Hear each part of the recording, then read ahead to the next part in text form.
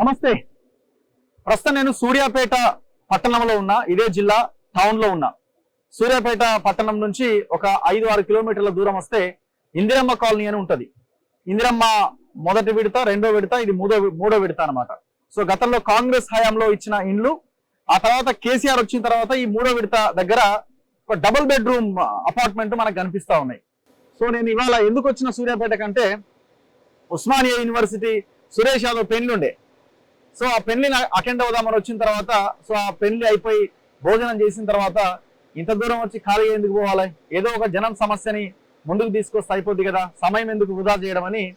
So నేను ఇక్కడ ఏంటి ప్రధాన సమస్య అంటే డబుల్ బెడ్రూమ్ సమస్యని ప్రధానంగా చెప్తా ఉన్నారు ఆ ఫంక్షన్ హాల్లో.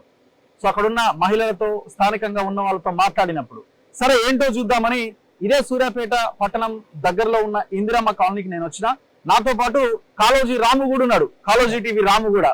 సో రాముని కూడా పనిలో పనిగా మన తొలి వెలుగులో, సో సరే ఆ ఛానల్ వేరైనా కూడా ఈ వీడియో కోసం మనతో కలిసి ఈ వీడియో చేస్తున్నాడు. ఒకసారి ఈ double bedroom, welcome Ramu. Thank you so much. Yeah, so ఇవి డబుల్ బెడ్రూమ్ ఇండ్లు అనమాట. దాదాపు ఒక 100 పైకి 100-120 ఇండ్ల వరకు ఇందులో కొన్ని ఇండ్లు కట్టిరు. సో అద్దాలు వలిగిపోతున్నాయి కానీ ఇంతవరకు ఇండ్లు ఇచ్చిన పరిస్థితి లేదు. దాదాపు ఒక 3-4 ఏళ్ల నుంచి కట్టిరు, కట్టడం కూడా అయిపోయింది. అంటే ఉన్న వాటిని పంచి పెట్టడానికి, ఇవ్వడానికి ఇబ్బంది ఏంటి? సరే నువ్వు తక్కువ కట్టొచ్చు, ఎక్కువ కట్టొచ్చు, అయిపోయింది. సరే ఉన్న వాళ్ళైనా ఉంటారు కదా, సో అవి ఇవ్వట్లేదు. ఒక్కసారి మనం ఈ లోపలికి పోవాలంటే అవకాశం లేదు, గేట్ కి తాళం వేసింది. అయినా సరే మనకు తెలిసిన విద్య కాబట్టి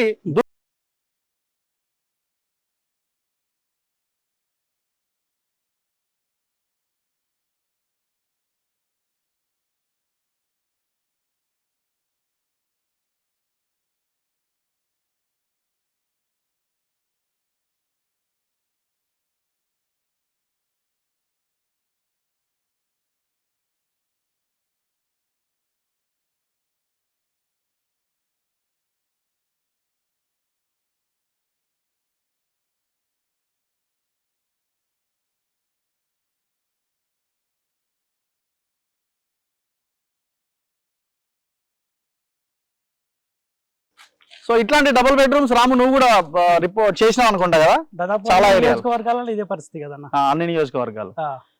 ఈ విద్యాశాఖ మంత్రి జగదీశ్వర్ రెడ్డి ఆ పాయింట్ చెప్పడం మర్చిపోయినా.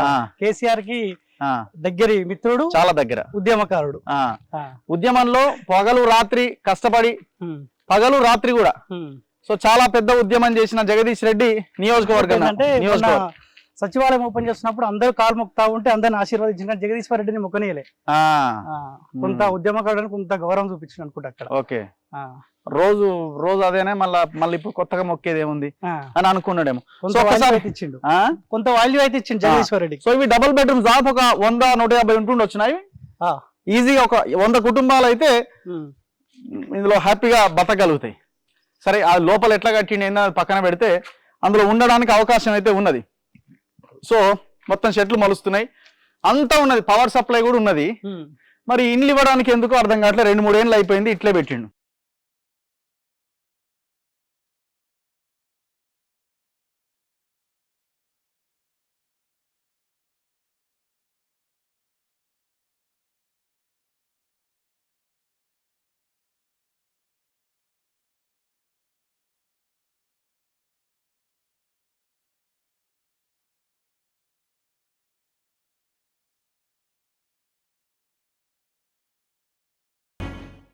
బా, డబల్ బెడ్రూమ్ అంటే ఇది 1000 స్క్వేర్ ఫీట్లు ఉన్నా అనుకున్నా నేను. ఏం లేదుగా, ఇది కిచెను, ఇది సరే ఏదో కట్టిండు.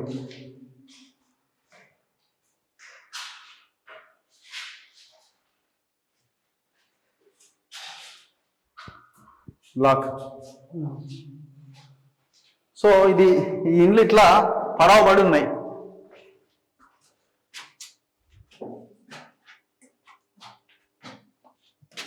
తెలంగాణ రాష్ట్రం ఏర్పడి 10 సంవత్సరాలు అయినా గుర్తించలేదు అనుకుంటే ఇంకా డబుల్ బెడ్రూమ్ ఇల్లు లేని వాళ్ళకి. లోపల ఎవరో ఉన్నారుగా, ఎట్లా వచ్చిరంటారు ఇల్లు? దా పాషా, ఎవరో వాళ్ళు. కేసీఆర్ ఇలాకా గజ్వేల్లో కూడా సేమ్ అన్న వ్యభిచారం చేస్తా ఉన్నారు డబుల్ బెడ్రూమ్లలో. అక్కడ ఉన్న లోకల్ ఉన్న వాళ్ళు పట్టుకుంటే కథం బట్టలు లేకుండా బయటికి వచ్చేసారు మొత్తం అట్లా. ఎవరు వీళ్ళంతా?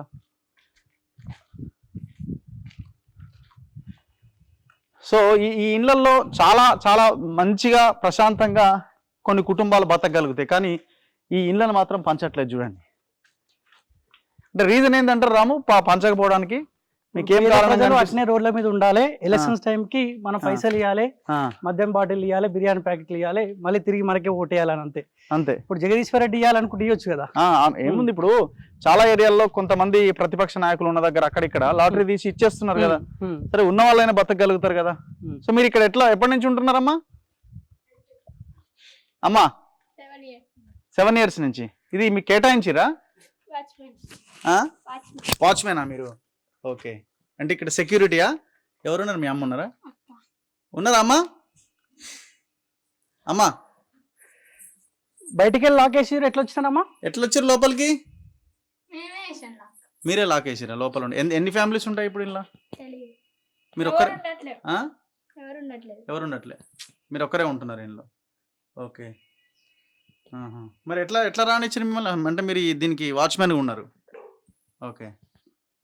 ఎన్ని ఇళ్ళు ఉంటాయమ్మా మొత్తం? డబుల్ బెడ్రూమ్ ఇల్లు ఉంటాయి మొత్తం. ఓకే. ఓకే. మీరు ఒకటే ఫ్యామిలీ ఉంటారా, ఇంకెవరైనా ఉంటారా?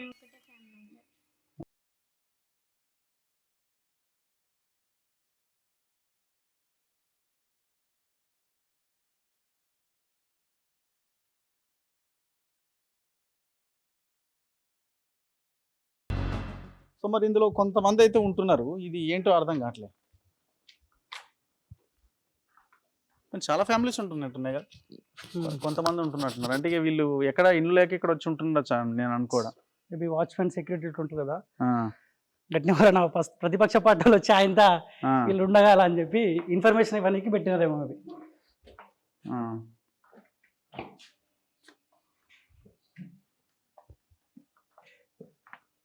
ఓకే.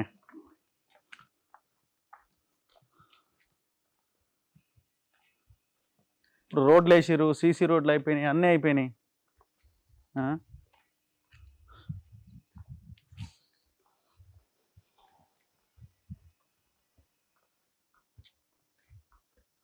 సో చూడండి, మొత్తం చెత్త చెదారంతో ఎక్కడికక్కడ నిండిపోయినాయి. చాలా గ్లాసెస్ అయితే పగిలిపోయినట్టున్నాయి. పైన కొన్ని ఇళ్ళకి చూస్తే గ్లాసెస్ అన్నీ పగిలిపోయినాయి. ఇవి ఇంకొక సంవత్సరం 2 ఏళ్ళు అయితే దేనికి పనికి రాకుండా పోతాయి, దేనికి పనికి రాకుండా పోతాయి.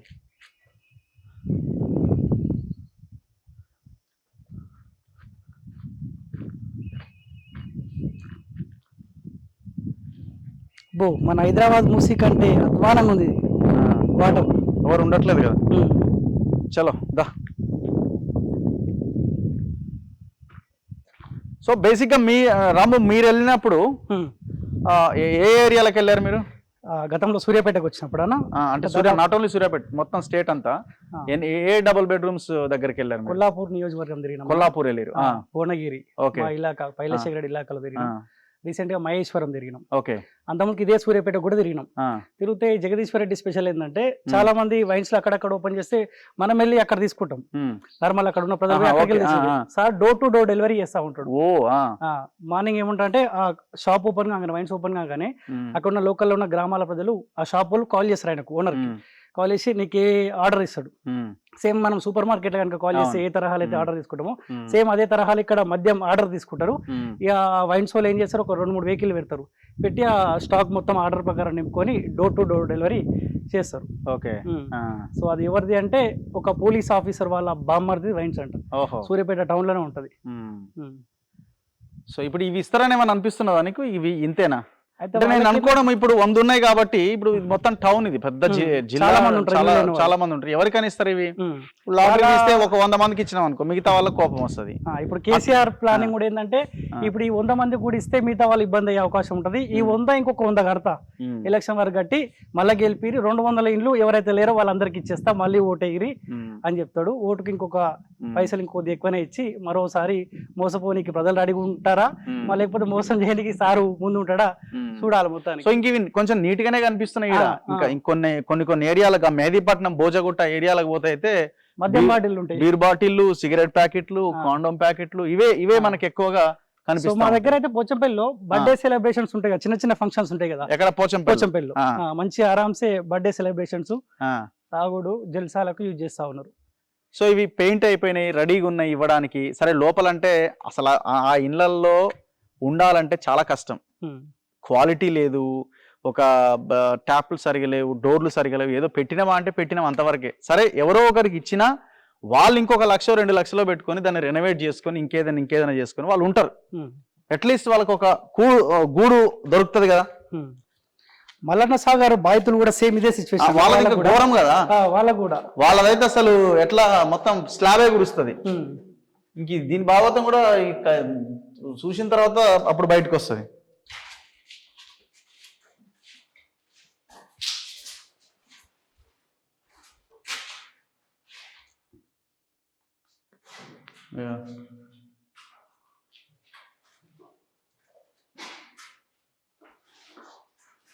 అంతా అసలు ఇవి మళ్ళీ మొత్తం మళ్ళీ చేయించాలి. ఏదో కట్టినామా అంటే కట్టినాం అంతే, బయట కలర్ వేయాలా, షోప్ టప్ చేయాలా, బస్. ఆ మాత్రం సెక్యూరిటీ వాచ్మెన్ ఉన్నారు కాబట్టి ఈ మాత్రం, లేకపోతే కొంచెం ఒక అడ్డాగా మారుతా ఉంటాయి. సో మంత్రి జగదీష్ రెడ్డి గారు చాలా చెప్తారు. ఆయన ఎన్ని చెప్తారంటే ఆయన మాటలు అంతా ఇంత కాదు, ఇక మొత్తం కేసీఆర్ తర్వాత నేనే అన్నట్టు, ఒక మంత్రిగా మొత్తం రాష్ట్రాన్ని ఆయన ఏదో చేస్తున్నట్టు. కానీ వీళ్ళ అంటే మంత్రుల నియోజకవర్గాల్లోనే డబుల్ బెడ్రూమ్లు దిక్కులేవు. ఈ ఎమ్మెల్యేల సంగతి, ప్రతిపక్ష ఎమ్మెల్యేల సంగతి పక్కన పెట్టండి, మంత్రుల నియోజకవర్గాల్లోనే డబుల్ బెడ్రూమ్ల పరిస్థితి ఇది. ఇప్పుడు జిహెచ్ఎంసీలో టాయిలెట్లు కడుతున్నారు వీళ్ళు సిఎస్ఆర్ ఫండ్స్ కింద. ఒక టాయిలెట్ 7,20,000 ఒక టాయిలెట్. ఇప్పుడు జాగా ఉంటే 3 లక్షలు ఇస్తామని అంటాడు కేసీఆర్. ఈ డబుల్ బెడ్రూమ్ అయితే మొత్తం పక్కనే పెట్టేసింది, అది కట్టడాటిగా. మొట్టమొదటిసారి 5 లక్షలు జాగా ఉంటే 5 లక్షలు, మళ్ళీ కొడుకేమో 3 లక్షల రూపాయలు అని చెప్పిండు ఆయన. సో ఇది పరిస్థితి. ఇప్పటికైనా 100 మందో 50 మందో ఎంతమందో కనీసం ఆ కుటుంబాలన్నా అందులో ఉండగలిగితే అట్లీస్ట్. సరే లోపలికి పోయిన తర్వాత ఏం సంగతో వాళ్ళే రిపేర్ చేసుకుంటారు అవసరం అయితే.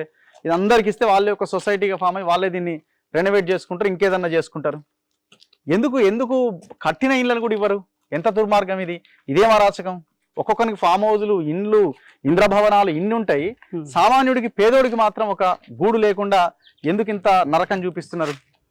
సో మేము గతంలో తిరిగిన ప్రధానంగా ఏంటంటే ఈ మంత్రి మీద ఎవరైనా ప్రశ్నిస్తే, మాట్లాడితే కేసులు, ఇబ్బందులు పెడతారంట. సో ఏ గ్రామంలో అయినా టీఆర్ఎస్ పార్టీ ఫ్లెక్సీలు తప్పించి ఇంకొక ఫ్లెక్సే కనిపించద్దంట, కనిపిస్తే కేసులు. ఇప్పుడు జేహో జగదీశ్వర్ రెడ్డి అని చూడినా, అవును ఎస్పీ రాజేంద్ర ప్రసాద్, ఈ బ్యాచ్ ని మొత్తం పెట్టుకొని సార్ విచ్చలవిడిగా రెచ్చిపోతారంట. ఇంకొకళ్ళు ప్రతిపక్ష పార్టీలు మాట్లాడడానికి అవకాశం ఉండదండి. సో ఇప్పటికైనా ఇండ్లు ఇమీడియట్ గా ఇవ్వాల్సిన అవసరం ఉంది, పబ్లిక్ డిమాండ్ చేస్తున్నారు. ఇది ఇక్కడ ఉన్న తాజా పరిస్థితి. చూద్దాం ఇంకో పక్కన ఇంకొక కేసారమా ఏదో విలేజ్ ఉన్నట్టుంది, అక్కడ కూడా సేమ్ సిచ్యువేషన్. అక్కడికి ఒకసారి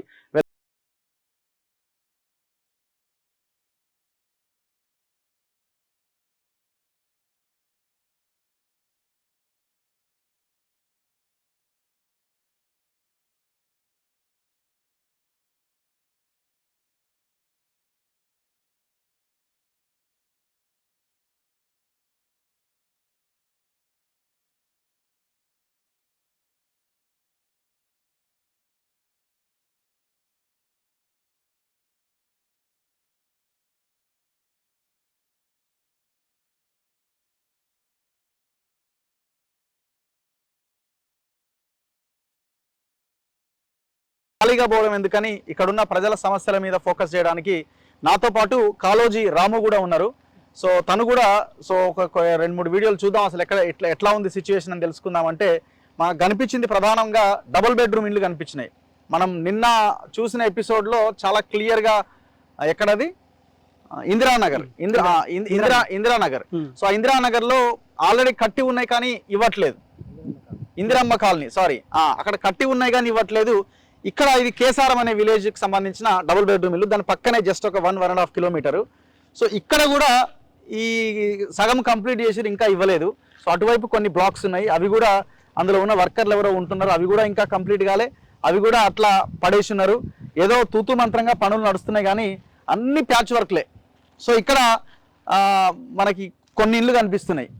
సో ఇవి కూడా కొంత ఆల్మోస్ట్ కంప్లీట్ అయి ఉన్నాయి. సో లోపల కుక్కలు పందులు అన్నీ వాటి కేంద్రంగా నివాసంగా మారిపోయినాయి.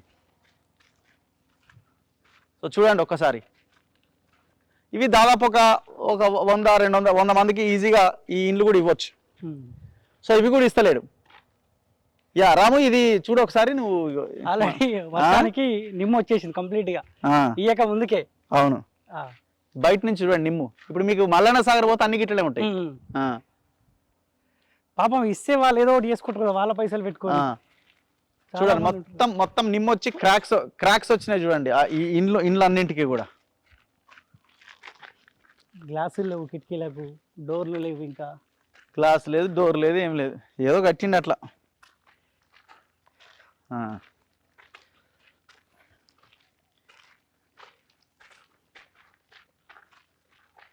కానీ ఇంకా ఎలక్షన్స్ కూడా 5-6 నెలల సమయం మాత్రమే ఉంది. ఇప్పుడు ఇచ్చే అవకాశం అయితే ఎట్టి పరిస్థితుల్లో కనిపిస్తలేదు. ఒకవేళ ఇద్దాం అనుకున్నా కానీ ఎలక్షన్ కూడా అనే అవకాశం ఖచ్చితంగా ఉంటుంది. అవును, మేమేం చేస్తున్నామా, కాంట్రాక్టర్కి ఇచ్చాము, వాడు కట్టదు, మేమేం చేస్తాం, అయినా అట్లా కూడా అంటాడు. అంటే అట్లా కూడా ఛాన్స్ ఉంటుంది. కాకపోతే ఇప్పుడు ఇవి చూపిస్తాడు, ఇక ఇవి చూపించి ఇది నీకే అంటాడు, ఆ కార్నర్ బిట్ నీకే, ఇది నీకే, అది నీకే అనేసరికి అలా నాకే వస్తుందేమని అప్పుడు ఓటేసి మళ్ళీ కూడా ఓటేసే అవకాశం ఉన్నది. జనాలు మోసపోతే ఎవడేం చేయలేడు ఇక. సో ఇట్లా మనం చూసుకుంటూ వెళ్తే అన్నింటికి చూడండి, అన్నింటికి నిమ్మొచ్చున్నాయి ఇండ్లన్నీ. ఇప్పుడు ఈ ఇళ్ళల్లో ఎట్లుంటారు, ఉండడానికి అవకాశం ఉందా? మీరు మల్లన్న సాగర్కి పోతే స్లాబ్లే గురుస్తున్నాయి. అవును, స్లాబ్లే గురుస్తున్నాయి. ఇది చూపించు ఆ బ్లాక్.